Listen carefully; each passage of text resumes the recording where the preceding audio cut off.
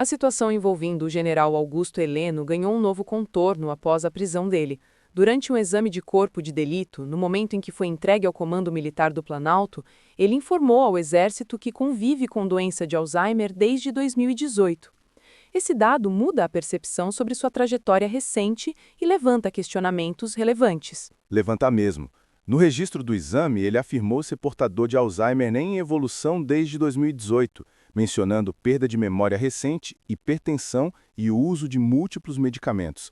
A declaração chama a atenção porque, apesar desse quadro, ele ocupou o comando do Gabinete de Segurança Institucional entre 2019 e 2022, justamente o período em que, segundo a condenação, participou do núcleo da tentativa de impedir a posse do presidente eleito. Esse é um ponto central.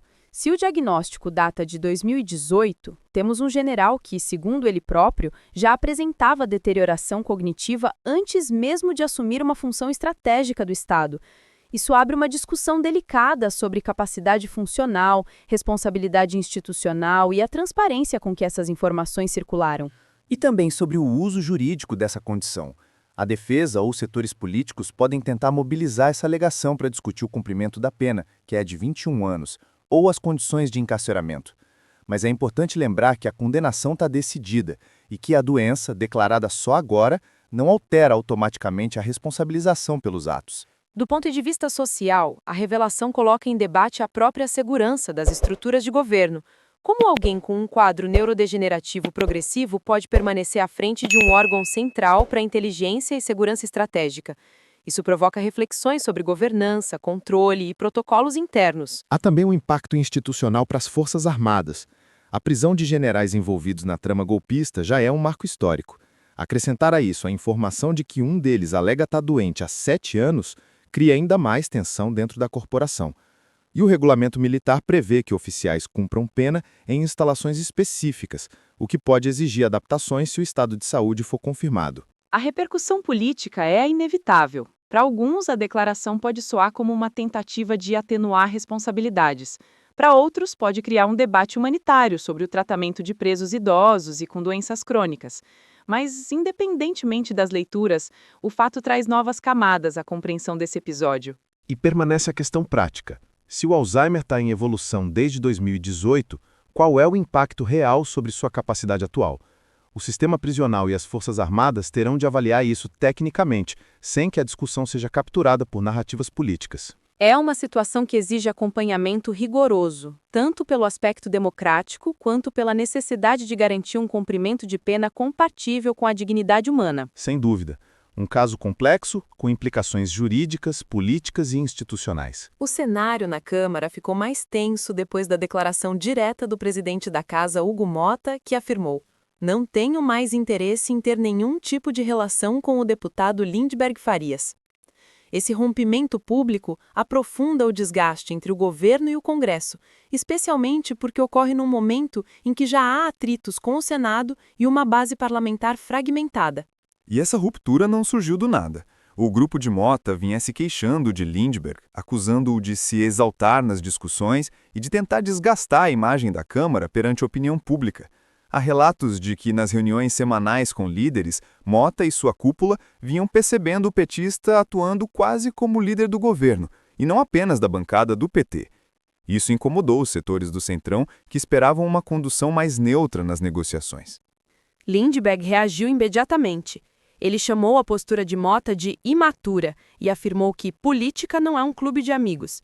Ele também criticou o presidente da Câmara por agir na surdina e erraticamente, citando episódios como a derrubada do IOF, a PEC da blindagem e a escolha de Guilherme Derrite como relator de um projeto que veio do Executivo. O discurso dele reforça a tese de que Mota estaria tomando decisões que prejudicam o governo. E essa escolha do relator do projeto antifacção foi decisiva para piorar o clima. Mota designou o Derrite, que é secretário de Segurança de Tarcísio de Freitas, possível adversário de Lula em 2026. O governo viu isso como um movimento deliberado para tensionar. Derrite fez alterações profundas no texto, criando conflitos diretos com o Executivo. O Planalto orientou o voto contrário, foi derrotado e o projeto seguiu para o Senado com desgaste elevado. Há também um ponto institucional relevante. Aliados de Mota dizem que a relação dele com Gleisi Hoffmann, ministra-chefe da Secretaria de Relações Institucionais, também ficou abalada. É um sinal de que o problema não é apenas com Lindbergh, mas com a articulação política como um todo. Some-se a isso a percepção dentro da Câmara de que o governo tem descumprido acordos, especialmente sobre cargos e execução orçamentária. Isso explica porque líderes do Centrão falam que o clima está muito ruim. O governo precisa de maioria para avançar sua agenda, mas Mota foi eleito com apoio do PT justamente para dar estabilidade à relação. Agora esse pacto inicial se desfez. E vale lembrar que Lindbergh e Gleisi foram alguns dos articuladores mais entusiasmados para eleger Mota. Esse histórico torna um rompimento ainda mais simbólico. O risco é que esse desgaste institucional paralise mutações importantes. A presidência da Câmara tem forte poder de agenda e a relação de confiança com o Planalto é um dos pilares para aprovar medidas de interesse do Executivo. A crise pode se ampliar, sobretudo se novos embates em projetos sensíveis se repetirem. Nos próximos dias, deve haver pressão, tanto do governo quanto de aliados de Mota, para tentar conter a escalada. Mas o fato é que, quando o presidente da Câmara diz que não quer mais relação com o líder do PT, o recado político é claro. Há uma ruptura que pode redesenhar forças dentro da casa. Gabriela, a fala de Lula no encerramento do G20 deixou claro que o governo brasileiro está tentando atuar como mediador em uma crise de escala continental. Ele afirmou que pretende conversar diretamente com o Donald Trump para tentar reduzir a tensão militar entre Estados Unidos e Venezuela, algo que ele classificou como uma preocupação séria para a estabilidade da América do Sul. Essa preocupação tem fundamento. Por ordem de Trump, os Estados Unidos deslocaram milhares de soldados de uma frota significativa para o Caribe, incluindo o maior porta-aviões do mundo. Pelo menos 80 pessoas já morreram em operações das Forças Armadas Americanas contra barcos supostamente ligados ao tráfico, afirmações que até agora não foram comprovadas.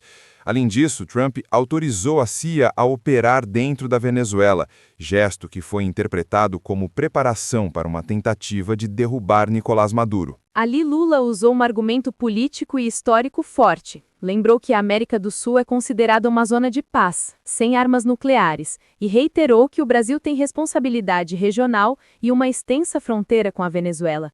Ele disse explicitamente: "Eu estou muito preocupado e gostaria que não acontecesse nada militarmente na América do Sul." É um alerta diplomático. E ele reforçou esse ponto mencionando o conflito entre Rússia e Ucrânia, ressaltando que é muito mais fácil começar uma guerra do que terminar. O recado é claro: o Brasil tenta posicionar-se como voz moderadora enquanto cresce o risco de uma escalada militar envolvendo Washington e Caracas. Outro ponto importante foi a discussão sobre o G20. Lula negou que o encontro tenha sido esvaziado pela ausência de Trump e de Xi Jinping. Ele afirmou que a ausência de um dirigente não significa nada para o G20 e destacou que a China enviou uma delegação robusta. Além disso, lembrou que Trump será anfitrião do próximo G20, num resort na Flórida, o que torna inevitável sua participação no ano seguinte. Ainda assim, Lula expressou preocupação com a falta de decisões concretas. Ele falou em inquietação e alertou que, sem avanços até o próximo fórum, o grupo pode perder relevância, ponto reforçado por Emmanuel Macron, que chegou a dizer que o G20 corre risco de acabar. É um sintoma da fragmentação das lideranças globais. Após o encontro, Lula seguiu para Moçambique, onde se reuniu com o presidente Daniel Chapo e receberá o título de doutor honoris causa. A visita reforça a estratégia de política externa do governo, que busca fortalecer laços com o continente africano.